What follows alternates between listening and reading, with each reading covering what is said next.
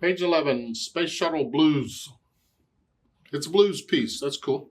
On page 10, they talk about inversions. Second inversion. We've had first inversion. Let's go back to our chord. C major. That's where we generally go on our C major chord. You turn it over one time. Let's see on top. That's first inversion. We've had those before. Okay. Here, we're going to turn it over again. Put that on top. Now the two keys are here. And that's second inversion. Turn it over again, we get root. So all you get on a 3-note chord is root, first and second inversion. I mean, there's other arrangements, but this is what we're talking about. And you'll notice that in the music, there's more of a gap between the bottom two notes. Oh, big deal.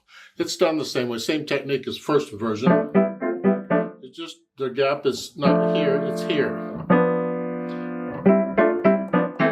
So I suppose we're going to get some second inversions for a while. Let's look at this blues thing. The key word there is blues. I'll come back to that.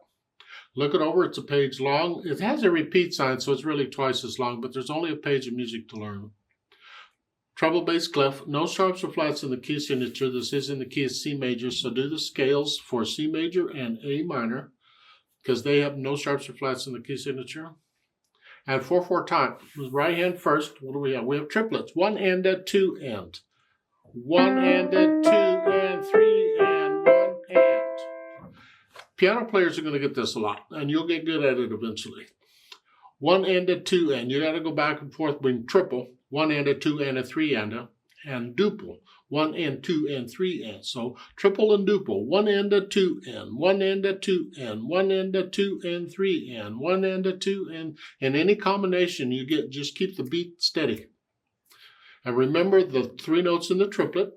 And the note after the triplet, 4 notes total, all have to be even. Ba-ba-ba-bum, ba-ba-ba-bum. Keep the beat even. Ba-ba-ba-bum. Here, 1 and 2. It's a 1. Now come up 4. Same rhythm. So, there. This third line down, third measure. 1, 2 and 2 and finger comes out. And then they stuck in a 2/4 time. Oh, isn't that lovely? They changed the time signature. At the end of the third line, it's 2/4, not 4/4. Well, again, anytime you change time signatures, and they can do it anywhere, but it has to be at a bar line, but otherwise, there's usually something constant between them, between the different time signatures. Here, it's the beat. The quarter note, bump, bump, bump, that's the same. The difference is, instead of 1, 2, 3, 4, it's just 1, 2. So it's starting with the third measure, it's 1, 2, 3, 4, 1, 2, 1, 2. So you just it throws the natural accents off. So I'll come back to that when I talk about natural accents. Last 2 measures, it is an F sharp, a B, and a D sharp, and you can do that on 1, 2, 4, and then just come up. Every note comes up a half step. That comes up, that comes up, and that comes up. There. Okay. Left hand's just got the chords, and these are, what, second inversion? It's the same technique I told you about on first inversion. I hate to repeat it all, but the idea is your hand is in that position, and I'm just aiming one finger, and I'm doing this, flex the wrist to stay loose. Doesn't matter which finger you aim, but you should practice all of them. But when you get to the end of the second line, you got a black key stuck in there. That changes things a little bit, because now it's not just white keys, they're black keys. Well, it changes a little bit. Instead of here, it's here. So if you can make that adjustment, that's fine. Just make that adjustment. You're still aiming one finger. If you don't fit up in here, you got to do that.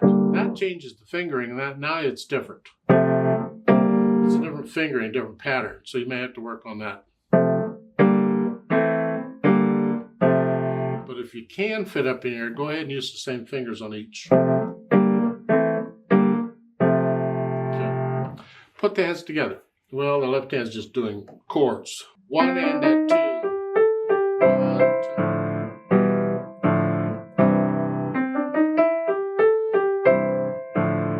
That's it.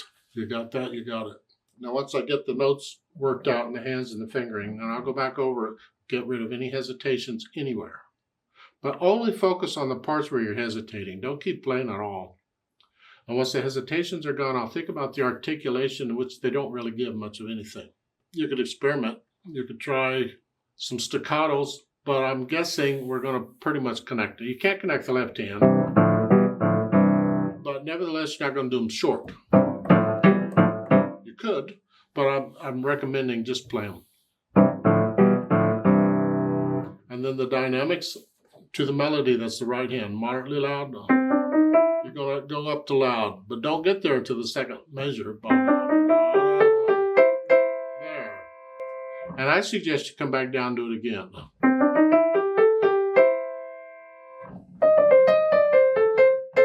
I'm doing it every time. I'm going to go up, stay there, and then come back down. I go up again, and I go up again. That's what I'm suggesting. That's not what's printed, but it's interpretation. They don't always tell you everything. They give you ideas, and you take the ideas and get other ideas and go with it. Just don't violate anything the music tells you to do. Now, the last 2 chords at the bottom, those are soft. Yeah, those are soft. This is an afterthought. It's just after the whole song, then you just kind of listen to the chord. Generally, it would be a 7th chord.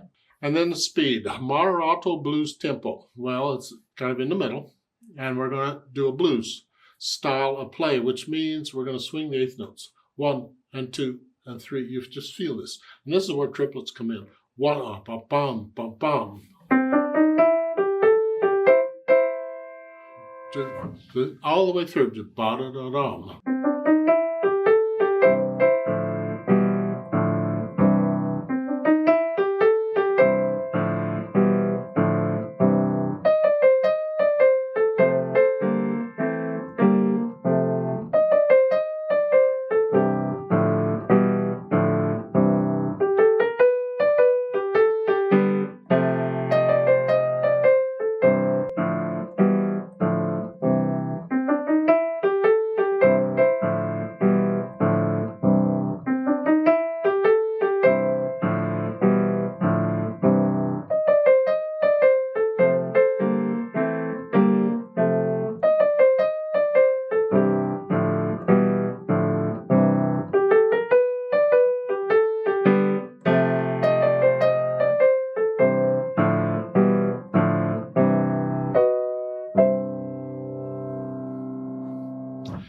You hold it out for the fermata at the end, let it die out.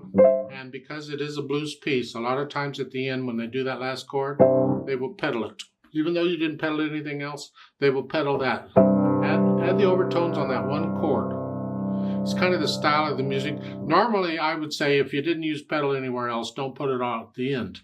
But in blues, that's quite common. Just push the notes down first, then the pedal, and then everything comes up together.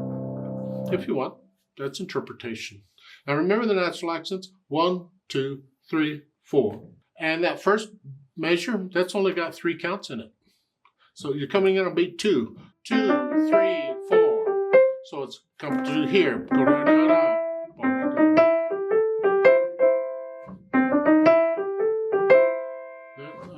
And then on the 2/4 time, that's where the 1, 2, 3, 4. 1, 2, 1, 2, 3. So it gives some syncopation to the natural accents. So the last couple measures of that 3rd line is here.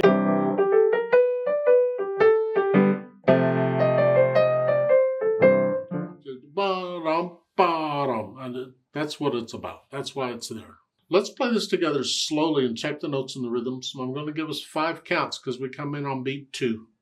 We'll do the repeat. I'm just not doing any dynamics. 1, 2, 3, and 4, and go, and 1.